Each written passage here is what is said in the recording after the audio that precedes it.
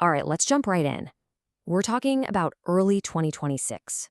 America is on the verge of its 250th anniversary, but things are, well, they're intense. It's this really pivotal, kind of volatile moment.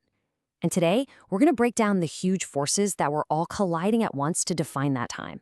And it all really kicks off with this one quote. This is President Trump during his State of the Union address. I mean, bigger, better, richer, and stronger than ever before. That's a huge claim, right? A declaration of a new American golden age. So what we've got to do is look past the big words and actually dig into what was really happening on the ground. So, was it true? Was America really stronger than ever? That's the big question we're tackling here. And to get to the bottom of it, we're going to look at three different really important arenas. What was happening with foreign policy, what the economy looked like back home, and then there was this technological wild card that pretty much nobody saw coming. Okay, so first up, projecting power. If you want to talk about being stronger than ever, the most obvious place to start is America's military and how it's acting on the world stage.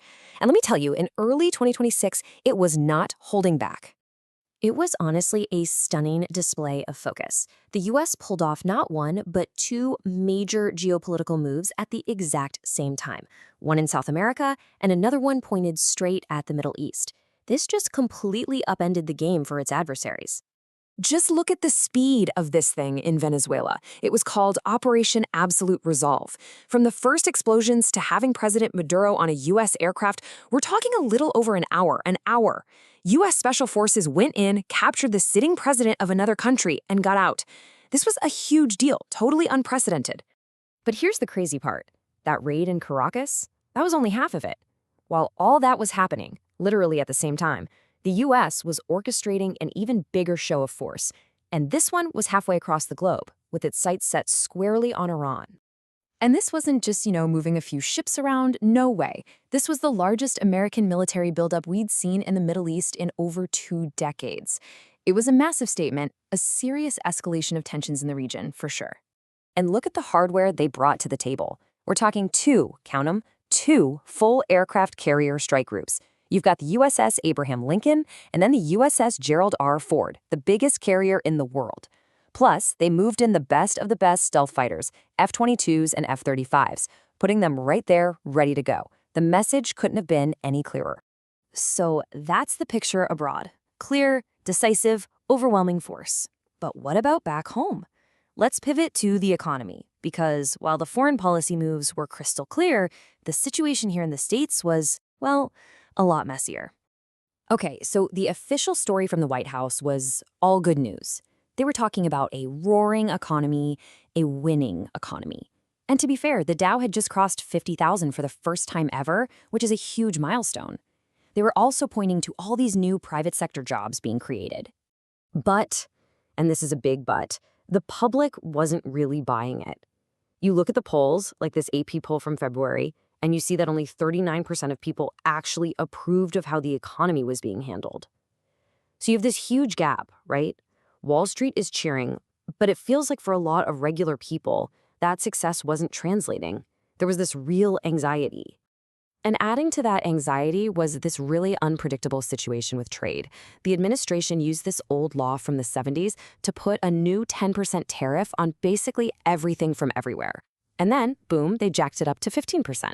This just threw businesses into chaos because suddenly nobody knew what their costs were going to be from one day to the next. And you could see this split personality economy perfectly when companies started reporting their earnings. On one side, you had a company like Home Depot doing great. People were still spending money on their houses, a good sign. But then you look at companies focused on the future, green energy like First Solar, or big tech like Workday, and they were putting out these really weak forecasts. It was like two different economies at once. So you've got this aggressive foreign policy and this weird, contradictory economy. And while everybody in Washington and on Wall Street is obsessed with those two things, something else is happening, a real wild card. A new force is bubbling up from the tech world, and it's about to change, well, pretty much everything. Okay, so check this out. On February 20th, an AI company called Anthropic drops this new thing called Claude Code Security. Now, this isn't just another app. This is an AI that could think like a human cybersecurity expert. It could look at millions of lines of software code, find these tiny, hidden security holes that people had missed for years, and then get this, it could write the fix itself. And right away, this creates a huge problem. It's what's called a dual-use technology. Think of it like this. For the good guys, the defenders, it's the ultimate shield, a tool to make their systems nearly unbreakable. But for the bad guys, the attackers, it's the ultimate sword. It lets them find brand new ways to break in, faster than ever before. It basically handed the keys to the kingdom to, well, to everyone. The market totally freaked out. It was fast and it was brutal. Big cybersecurity companies like CrowdStrike, their stocks just tanked. Investors were all asking the same question. Wait a minute. If one AI can do the work of thousands of human experts, what does that mean for these huge companies? Their entire business model was suddenly at risk. So when you pull back, you see what's happening here. You've got these three huge stories: foreign policy, the economy, and this new AI. And they all seem separate, but they're not. They're all crashing into each other in the span of just a few weeks. It created this crucible of pressure and massive uncertainty. So let's recap. What do we have? 1. A nation flexing its military muscle more than it has in decades. 2. An economy that looks great on paper but feels shaky to a lot of people living in it. And 3. A disruptive new technology that just appeared out of nowhere and that no one, and I mean no one, was ready for. And that right there, that was the crucible of early 2026. A nation projecting immense strength, but wrestling with deep internal contradictions and a disruptive future that had arrived way ahead of schedule. And that really is the ultimate question, isn't it? When all of these forces collide at once, what comes next?